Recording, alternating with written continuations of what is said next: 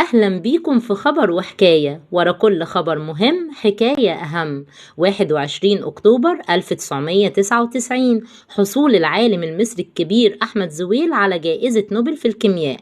ده الخبر المهم. أما الحكاية هنعرف فيها مين هو أحمد زويل، اتولد إمتى وفين، وإزاي بقى عالم كبير الكل يفتخر بيه. حكايات كتير كلها مهمة هنعرف منها أسرار نجاح العالم الكبير أحمد زويل. تابعوني. أحمد حسن زويل طفل مصري جميل، اتولد يوم 26 فبراير 1946 في مدينة دمنهور محافظة البحيرة، لأب وأم مصريين. الأب اسمه حسن موظف بسيط، والأم ست بسيطة اسمها روحية. حسن وروحية قعدوا 5 سنين من غير أولاد، وعشان كده كانوا مشتاقين جدا للأطفال. ولما ربنا رزقهم بولد سموه أحمد في شهادة الميلاد، وأطلقوا عليه اسم شوقي.